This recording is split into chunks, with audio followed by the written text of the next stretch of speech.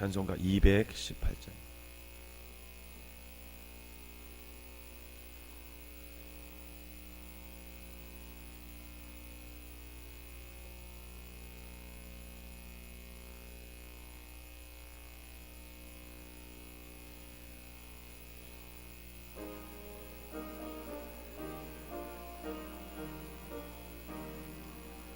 내 맘과 정성을 다하여서 주 너의 하나님을 사랑하라. 내 몸을 아끼고 사랑하듯 형제와 이웃을 사랑하라. 주께서 우리에게 명하시니 그 명령 따라서 살아가리. 널 미워해치는 원수라도 언제나 너그럽게 사랑하라. 널 핍박하는 자 위에서도 신실한 마음으로 복을 빌라. 주께서 우리에게 명하시니 그 명령 따라서 살아가리. 나 항상 주님을 멀리하고 형제를 사랑하지 못하였다.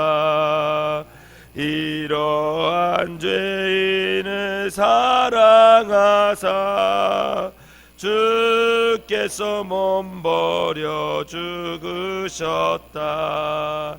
속죄의 큰 사랑 받은 이 몸 내 생명 다 바쳐 충성하리.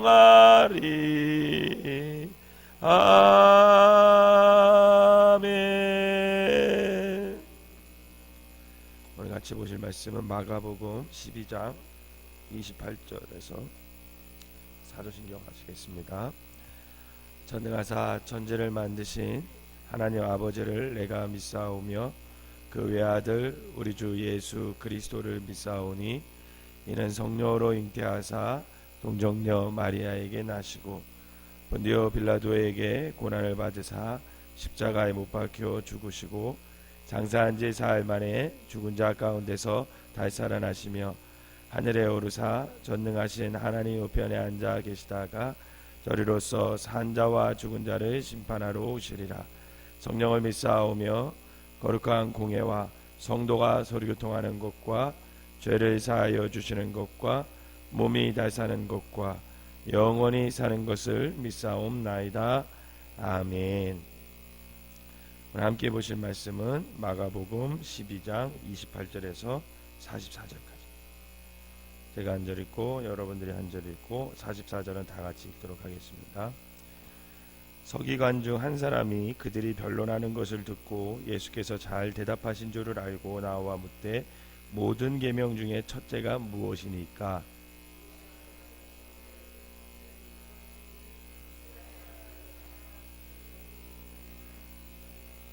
내 마음을 다하고 목숨을 다하고 뜻을 다하고 힘을 다하여 주 너의 하나님을 사랑하라 하신 것이요.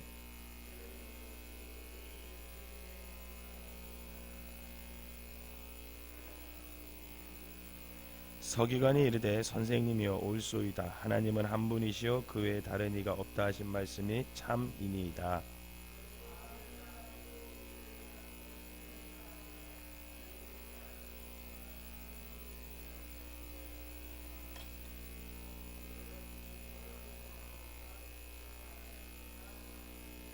예수께서 그가 지혜 있게 대답함을 보시고 이르시되 내가 하나님의 나라에서 멀지 않도다 하시니 그 후에 감히 묻는 자가 없더라.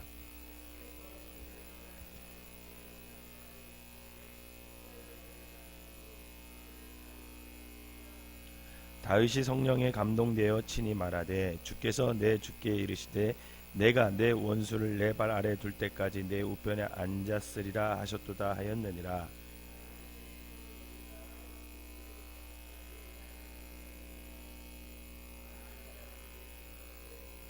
예수께서 가르치실 때에 이르시되 긴 옷을 입고 다니는 것과 시장에서 문안받는 것과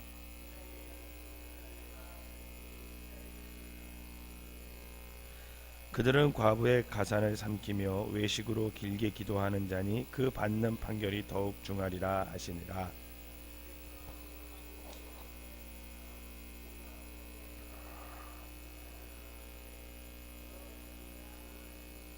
한 가난한 과부는 와서 두 렙돈 곧 한 고드란 들을 넣는지라.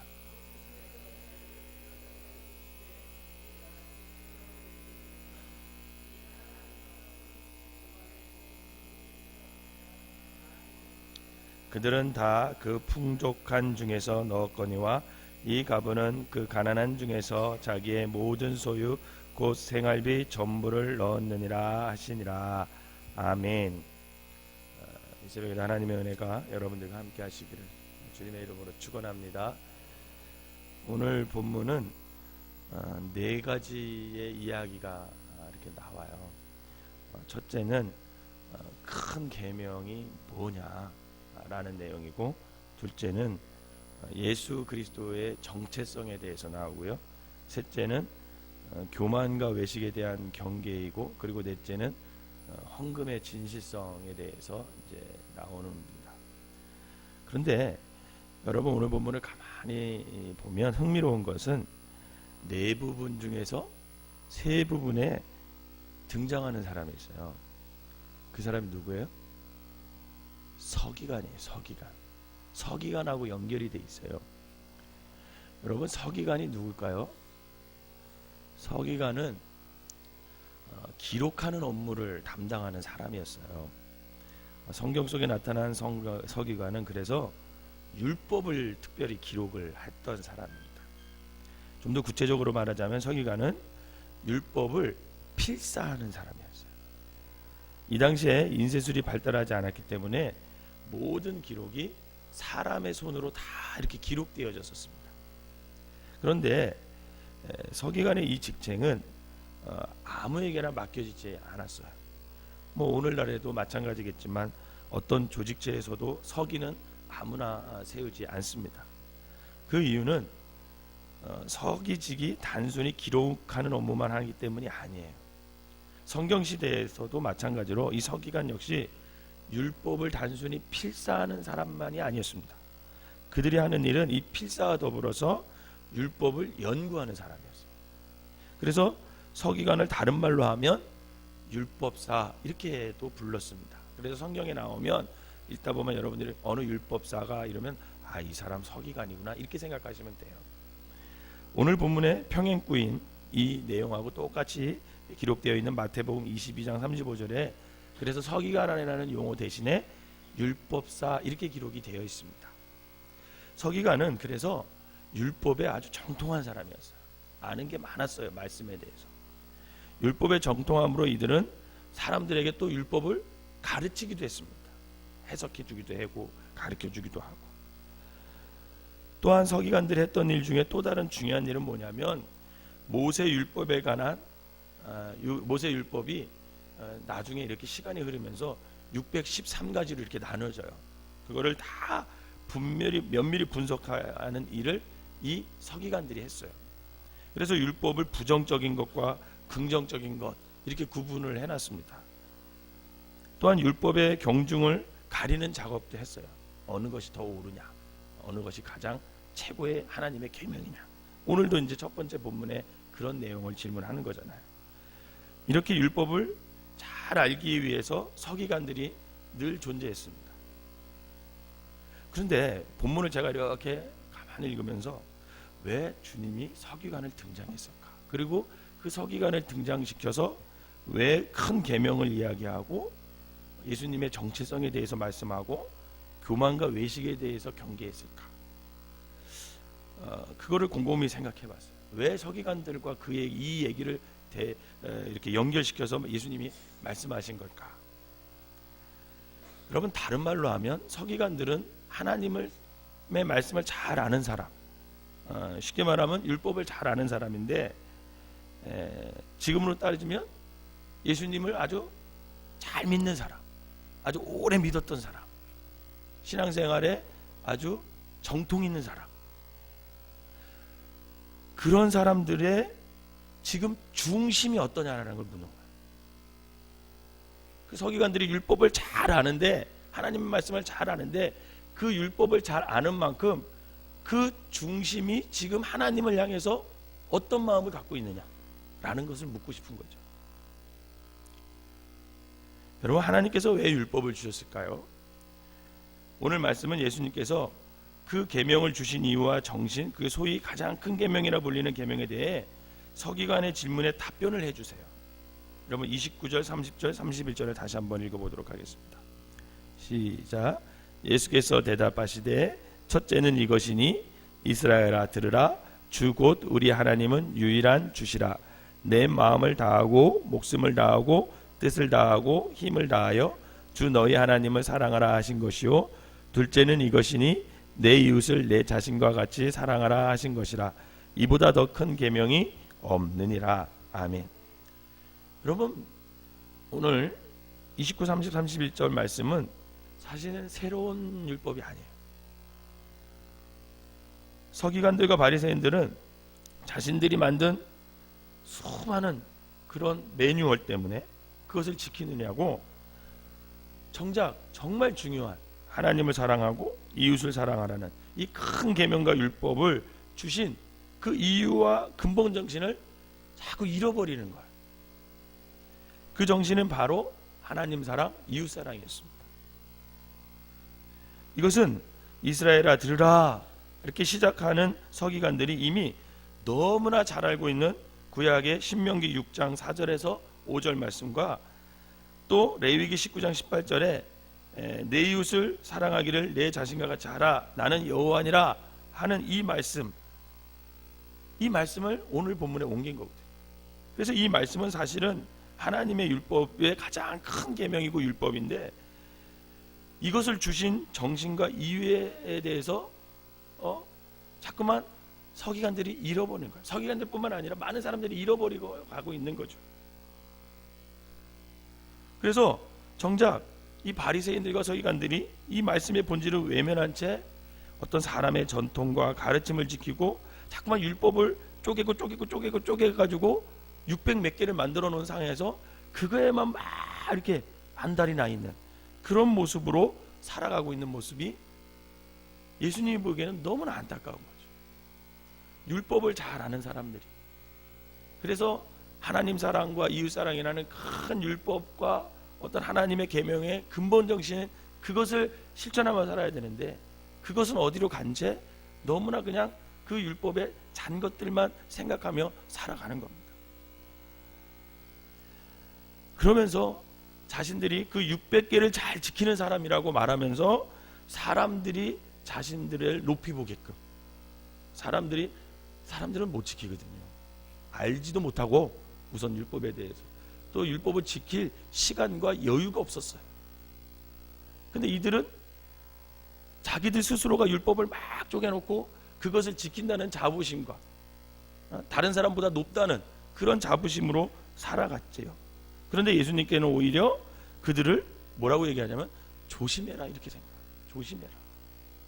그리고 조심한 것뿐만 아니라 삼가라 이렇게 말씀하시는 거예요. 그리고 그들이 받는 판결이 더욱 중할 것이다 이렇게 얘기합니다. 사랑하는 성도 여러분, 사람의 박수와 하나님의 점수는 정말 다를 수 있다는 것을 우리가 알아야 돼요. 그래서 고린도전서 13장에도 보면 자기 몸을 불사르게 내어주는, 그래서 세상을 감동시킬 만한 어떤 헌신이 있을지라도 그 속에 그 중심을 담은 사랑이 없으면 외식에 지나지 않는다, 아무 소용이 없다, 이미 바울을 통해서 말씀하고 있습니다. 그러면 우리는 지금 내가 살아가는 모습이, 우리의 신앙의 삶이 또 누구의 보기에 좋은지 생각하고 신앙생활을 해야 되는 거죠. 내 중심이 어디에 있는지 이것을 항상 보면서 신앙생활을 해야 된다는 거예요. 사람 보시기에 좋은지, 하나님 보시기에 좋은지. 그런데 이미 하나님께서는요 우리 중심을 보시기 때문에 다 알고 있다라는 거죠. 또 오늘 본문에서 예수님께서는 세상이 기대했던 메시아와 하나님의 보내심을 입은 메시아가 다른 것도 알려주십니다. 시편 110편 1절 다윗의 고백을 오늘 인용해서 예수님께서는 다윗이 그리스도를 내 주여라고 고백했는데 어떻게 그의 자손이 되겠느냐 하시면서 비록 육신으로는 다윗의 후손으로 오시나 본질적으로는 다윗보다도 또 아브라함보다도 먼저 계신 그 예수님을 그래서 다윗 역시 내 주여 이렇게 고백했다 하면서 당신이 태초부터 하나님 위에 계셨다라는 거, 하나님과 함께 계셨다는 거, 그것을 얘기해 주고 있는 거예요. 여러분 37절 한번 읽어볼까요? 37절 시작. 다윗이 그리스도를 주라 하였은즉 어찌 그의 자손이 되겠느냐 하시니 많은 사람들이 즐겁게 듣더라. 이처럼 세상이 기대했던 메시아와 하나님께서 보내시는 메시아의 다름을 그 이미 보내심을 받은 예수님께서 친히 얘기해 주시면서 당신이 진짜 메시아다, 너희들이 기다리는 메시아다 라는 것을 얘기해 주고 있는 거예요. 마지막으로 헌금에 대한 판단도 역시 다르는 거죠. 여러 부자들이 많은 헌금에는 예수님이 아무 말씀 안 하셔요.